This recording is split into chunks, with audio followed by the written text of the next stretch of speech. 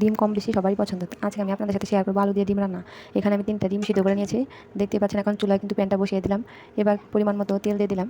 এখন ডিমগুলো ভাজবো, তার জন্য এখানে আমি তেলে হলুদ দিয়ে দিচ্ছি আর একটু লবণ ছিটা দিয়েছি। এই তো ডিমটা আমার ভাজা হয়ে গেছে। এখন আমি ডিমটা উঠিয়ে নেব।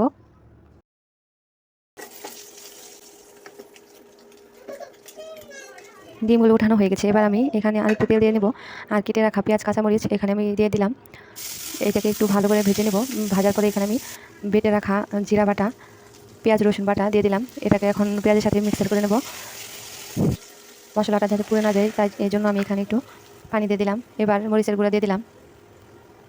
ঝালের পরিমাণটা আপনারা কম বেশি বাড়িয়ে নিতে পারেন। এখানে আমি ঝালটা পছন্দ করি তাই আমি আমার মতো করে মরিচের গুঁড়া দিয়ে দিলাম।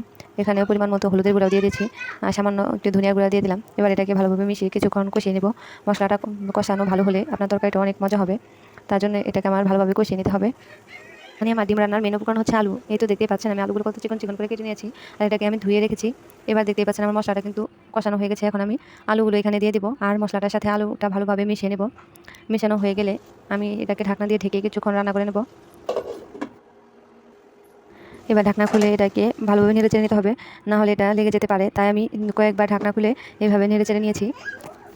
তরকারিতে লবণ দিতে ভুলে গিয়েছিলাম, তাই এখন আমি লবণটা দিয়ে দিলাম। এবার এটা কষানো হয়ে গেছে। আমি এখানে পরিমাণ মতো পানি দিয়ে দিব।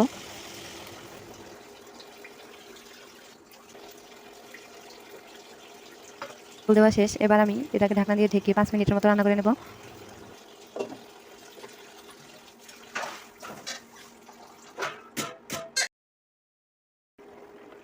এবার ভেজে রাখা ডিমগুলো আমি এইভাবে মাঝখান দিয়ে কেটে নিয়েছি। এখন এই ডিমগুলো আমি তরকারির মধ্যে দিয়ে দিব। এটা দিয়ে এখন আমি কিছুক্ষণ রান্না করে নেব।